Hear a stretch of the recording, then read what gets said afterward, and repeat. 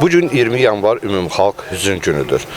Qanlı yanvar faciəsindən 36 il keçməsinə baxmayaraq, gördüyünüz kimi Azərbaycan xalqı öz şəhidlərini ziyarət etməkdədir, hətta hava şəraitindən asılı olmayaraq.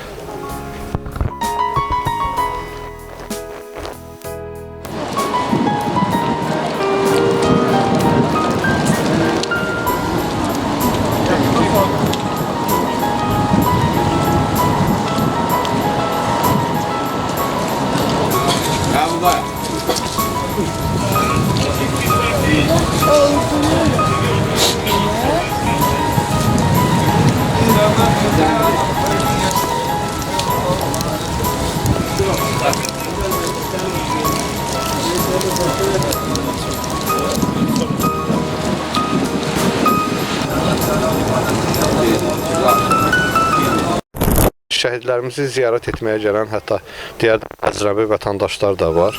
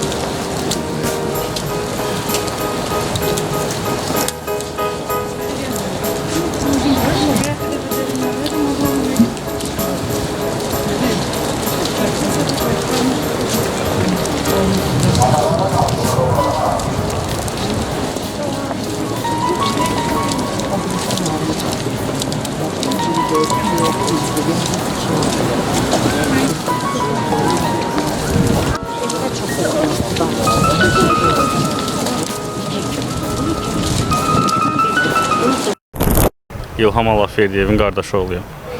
36 ildə artıq hadisələrin üstündən keçib, 36 ilə baxmayaraq insanlar gəlir, sağ olsunlar. Yaramız ağırdı, çox ağırdı.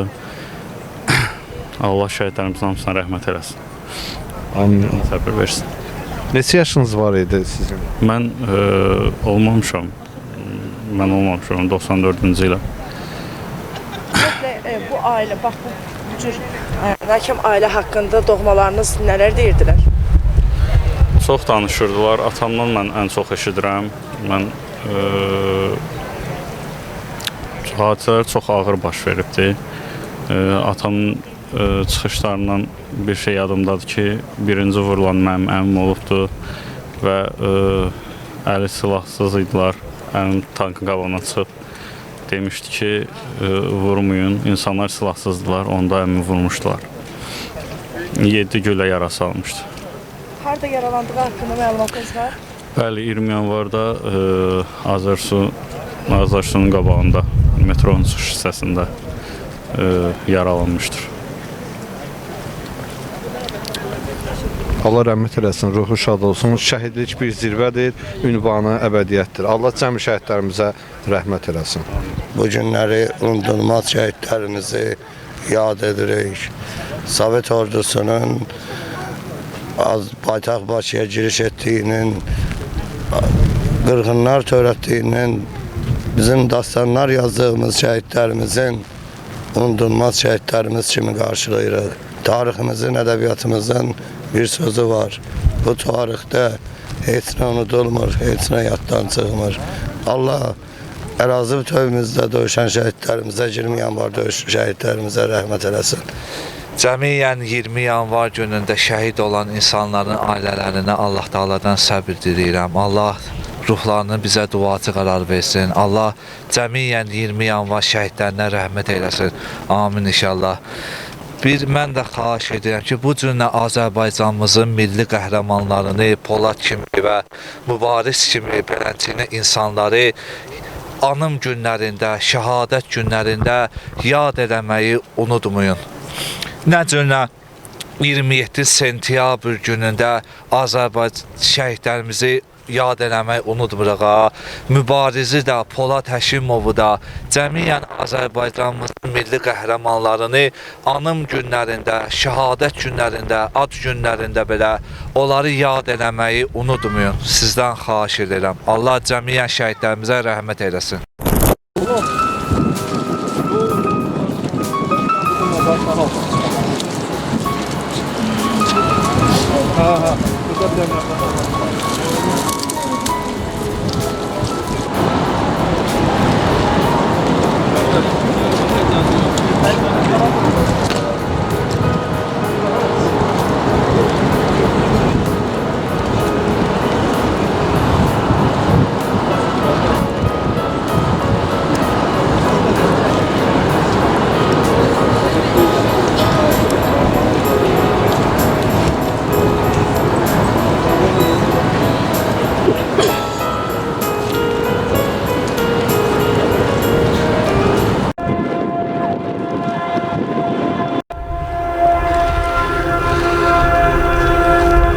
Azərbaycanda hazırda Bakı şəhərində bir dəqiqəlik sükutla şəhidlərimizi yad edirlər, gördüyünüz kimi.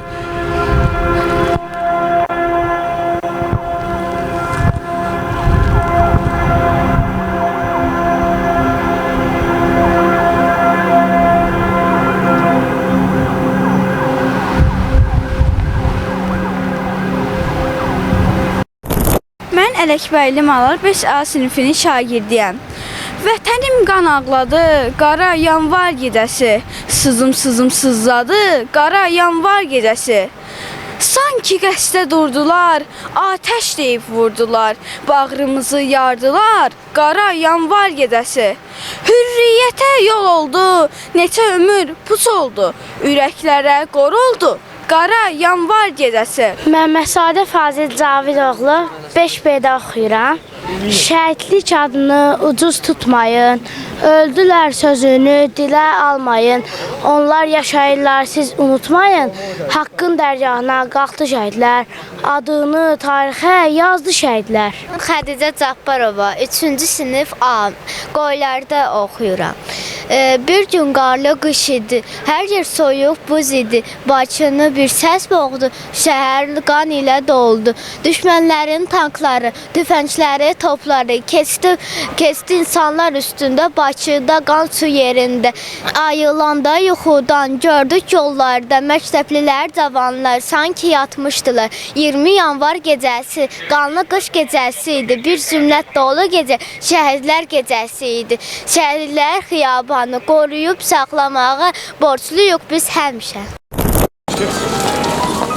Vətən sağ ol. Yoxdur, onu şeyləməyəsən, ha?